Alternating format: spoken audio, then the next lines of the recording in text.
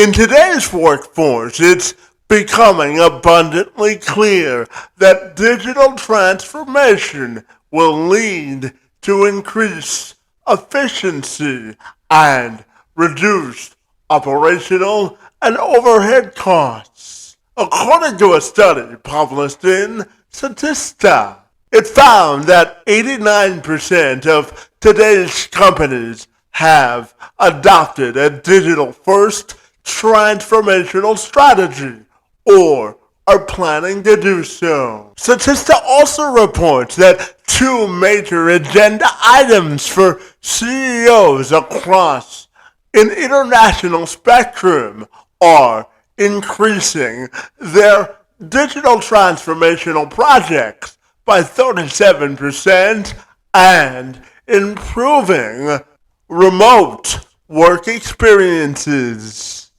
I'm sure that would be welcome news to my friend David Billouz. He's on a mission to help leaders and organizations get more value out of their IT services using value stream thinking. He's the president of Ociris Global, where they're on a mission to help others use the best the digital world has to offer to help enhance and improve their operational quality of their business. Thanks to their vision and tenacity, Ociris Global has been a leading edge company in the field of digital transformation with a vision to help ensure that their customers adapt to the methods, tools, and techniques you need to succeed in today's digital age. And Billouz joined me this week to tell me more. I'm Kevin McShann. Let's have this conversation.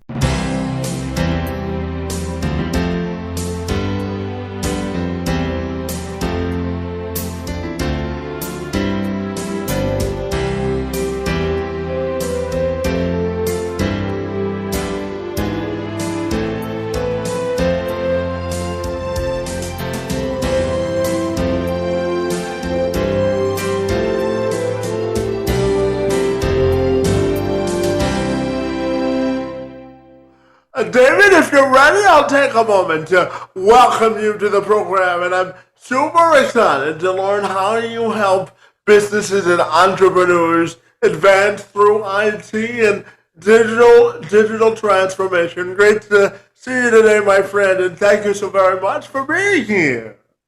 Thank you for inviting me, really. Absolutely. So, David, I know that your professional sort of lifeblood is helping entrepreneurs and organizations get more value out of their IT services. So I'm wondering if you can tell me all about the great work that you do. Yeah.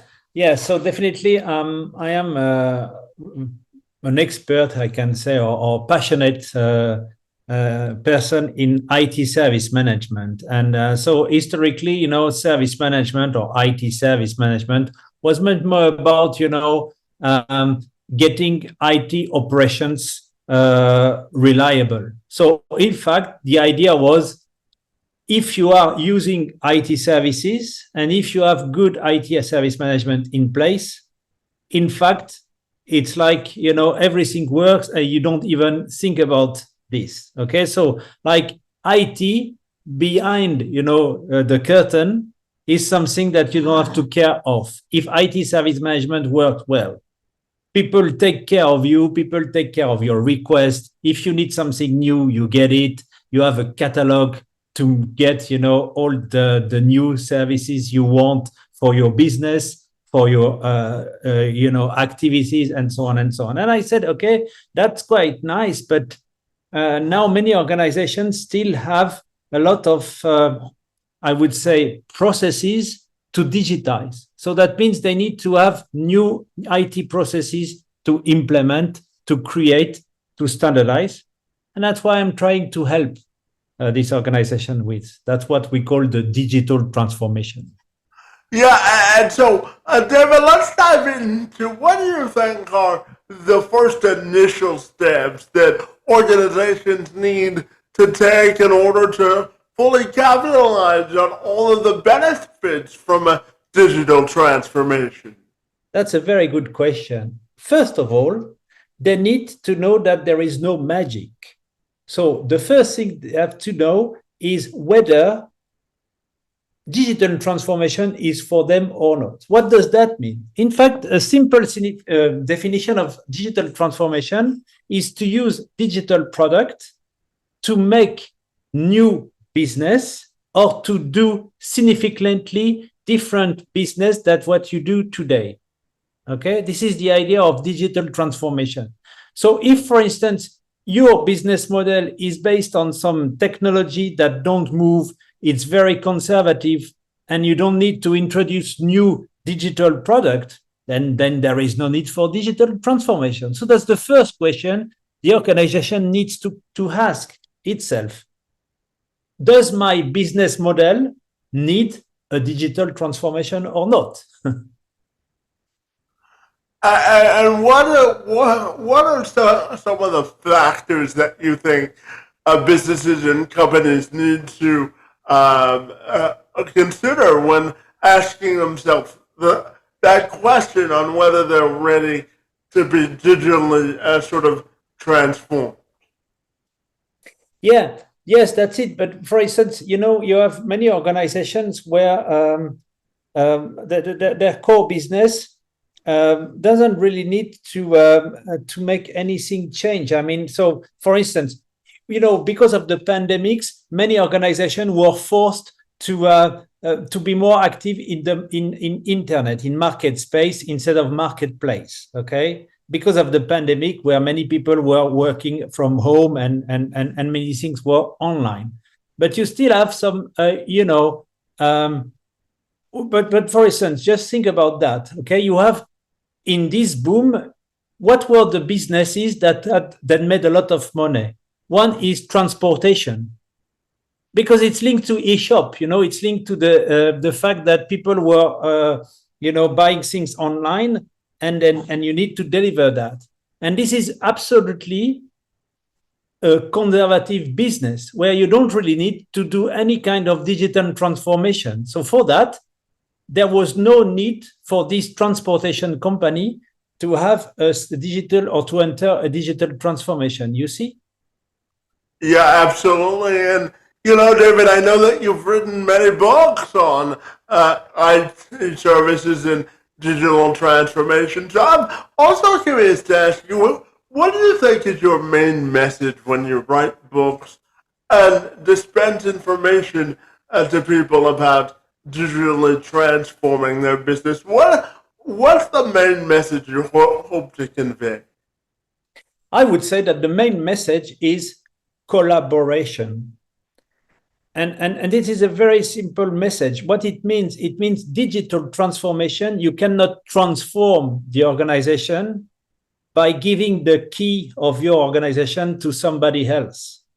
What I mean is that when we say collaborate, we say that we have IT, you have the business part of the organization, and they have to have the same goal. It's not like we want to transform and IT deal with that. Okay, collaboration is the key for digital transformation. We cannot succeed without business, and business cannot succeed without IT. And both goals need to be aligned. Otherwise, it doesn't work. So collaboration is the key. Absolutely. And David, how do you think IT and digital transformation will continue to sort of contribute to advancing society forward? Oh, we have a lot of, the society, generally speaking, is transformed very, very quickly by technology. Human being doesn't transform itself as quickly as technology does with our organizations and our society. So in fact, technology becomes one of the most, I would say, driver for humans to evolve. That's the key. That's the thing. When we look at, artificial intelligence, when you look at what happened with the cloud computing, when you look at machine learning, when you look at big data, when you look at all these technologies, the pace when they appear and they develop is very, very quick. So this technology, in fact, brought new way of thinking that would never be possible without them. So it's not like, I know what I want in terms of business and I will choose the adequate technology. That the technology itself already, give us some clue of how we could operate and what kind of society we could have. For instance, artificial intelligence. Is artificial intelligence used ethically or not? That's another topic. It's a very important one. But artificial intelligence appeared as a technology, and then we have to adapt to that. It's not that we want to change something and then we create a technology for that. You see? So what I want to say is technology seems to be first in many cases. Yeah, absolutely. And David, I know at the heart of everything you do, you take an implementer's mindset of implementing tools to make people's lives easier from a technological and digital standpoint. So what does that mean to you to be an effective implementer of tools? Well, one thing that we always say that a fool with a tool is still a fool. So it means that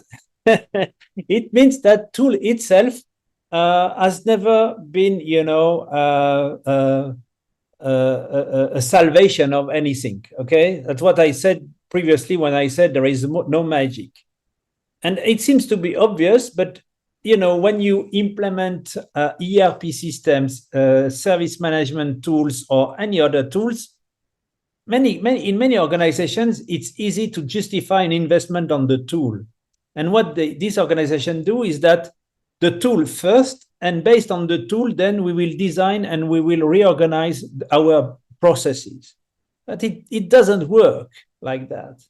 And that's the main thing. When I was hired to implement some tools, tool itself, it's always the last part of the implementation. The first part is the organization, the human beings, the culture of the organization, their relationship with the other organization, how it works, how they work, how they want to work. And then based on that, you can even say, maybe I don't need a new tool. So I always try, when I was hired to implement a tool, first of all, to see whether we cannot ask once again this question: do we really need this tool or not? Yeah, absolutely. And I know that you created a unique certification scheme which helps people and their certification with sort of their first level. And so I'm curious about how you went out to create this scheme and how it's going so far in training people for what it was designed to do. Oh yes, that was concretely about the GDPR. So this European regulation for personal data, which is in fact something that exists now in many parts of the world. In California, for instance, they also have a similar law to really protect the privacy, the data privacy and privacy of individuals. And the idea of this certification scheme is to make sure that people know about these regulations and know how to apply that, because this regulation, for instance, is very demanding in terms of implementation. In fact, implementing these requirements is like using the best of breed from the IT service management knowledge I have. You need to implement some specific processes, you need to implement some data governance, you need to implement some reporting for the regulation body. And what I wanted to do is to be sure that people, understand. And I said, okay, to understand, I will create a training course. And at the end of this training course, I will create a certification. And we certified hundreds of people on that field. And it was a success because people needed to be guided of how they will, implement these requirements from the regulation. Yeah, absolutely. And David, I'm also curious to ask you about the concept of inclusion and equity when it comes to digital transformation and how implementing a digital first strategy can help make organizations more inclusive. Yeah, that's that. I think that yeah, as I said, digital transformation can really accelerate or introduce new way of thinking or new deals in an organization. And for instance, inclusion it doesn't have to be a buzzword, but it has to be a kind of DNA for each organization. And what it means in terms of digital transformation, it means that you can, for instance, using a digital product, you can see, where the gaps are in terms of inclusions. These gaps are more obvious. So in fact, you bring more transparency to fight against this exclusion or to bring new inclusion, let's say, requirements into your organization. That's something.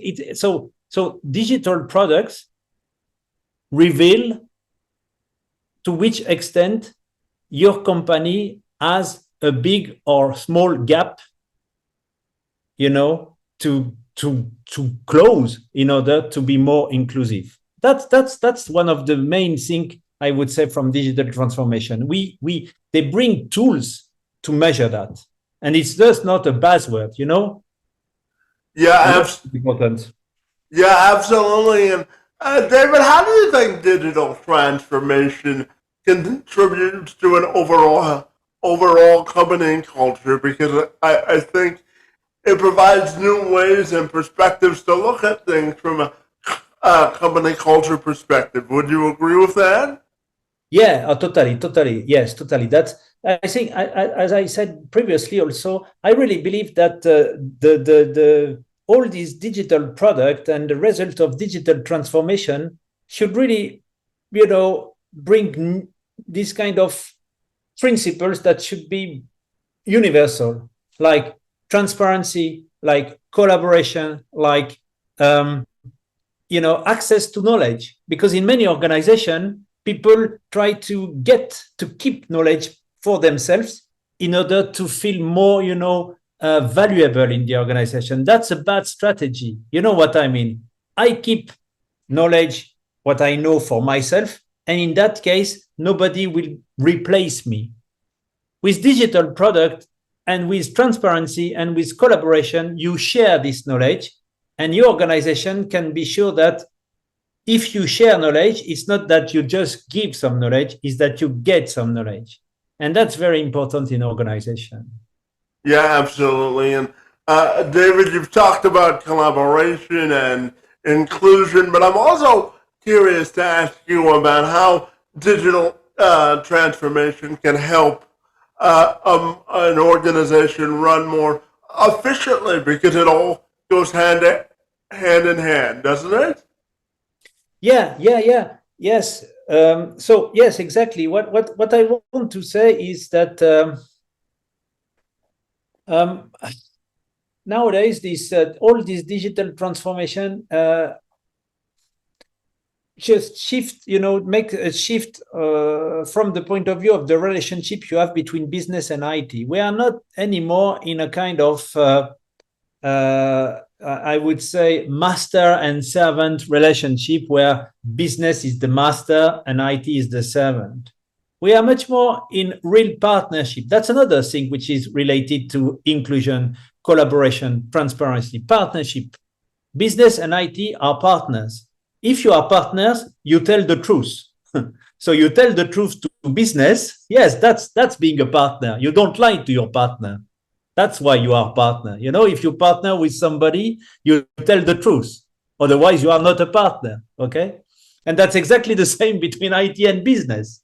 You tell the truth. So you tell, okay, what they want is absolutely infeasible, and you explain why. But you also say what can be different options they have to run their business differently. So you are a partner. You are there to propose new things, and you are not like there, okay, you business think what to do, and when you are ready, just tell me the specification and we will do something for you. No, we are partners. Both we are adults and we exchange information and exchange value proposition. That's the idea of digital transformation. So build a partnership. Yeah, absolutely. And, David, I'm also curious to ask you why you're personally passionate about the work that you do. First, because if I was not passionate, then I would not spend so many times. And when you work, you spend a lot of hours at work. So if you are not, happy with your work, then that's the beginning of the end, by the way, because imagine, okay, and I am lucky because many people, they just have a job to pay the bills and just for their living. Okay, I don't want to do that. So I spend a lot of time in my career really thinking of what makes me happy. And since 2002, I would say, I came to the IT service management field, and I saw many ways to identify, help organization in this field, which is very various. And I said, that's what I will do. I will do that. Nothing more, nothing else. I will focus on that. And because I'm sure that in 50 years, I will not be there anymore. There will be a space for, I don't know what will be the name of service management at this time, but it's in the place for more than 40 years now, and it's here to stay because it evolves as quickly as the technology, with the people, with the partners, with the suppliers, and so on and so on. So it's really about understanding how IT can really help. Yeah, absolutely. And you're talking about how IT can really help, David. In one way it has helped a number of businesses is through digital marketing. So tell me, how do you think the advancement of digital marketing has helped the way people communicate their business offerings? What are your thoughts there?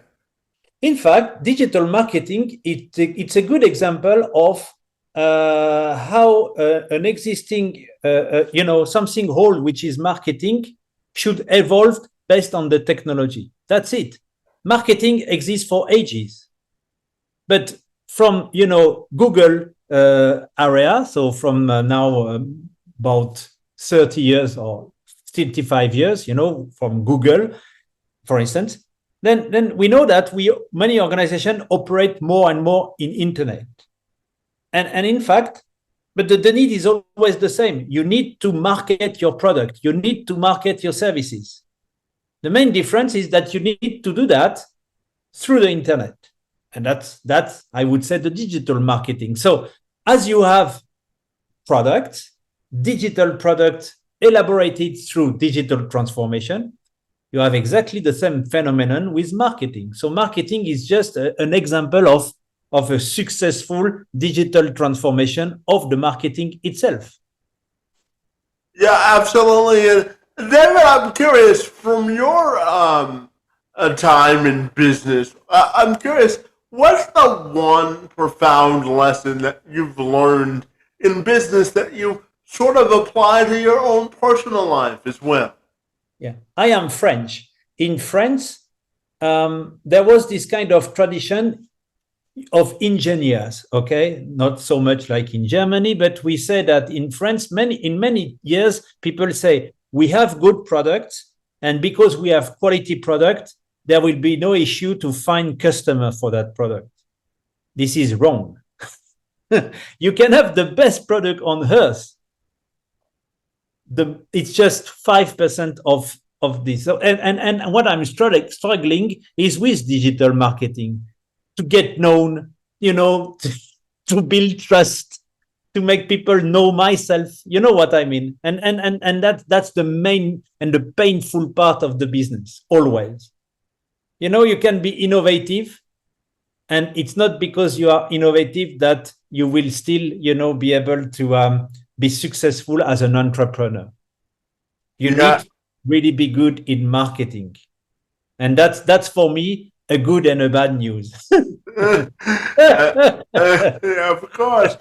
And David, since you brought it up, I'm curious to ask you, what's your definition of sort of digital transformation or innovation, and how do you think the definition of digital innovation will change over the years? Very good question. I would say that digital transformation, as I said, it's to use the digital product to make things differently or to make different things. That's digital transformation. And in fact, I think that, you know, we move from technology to digital product.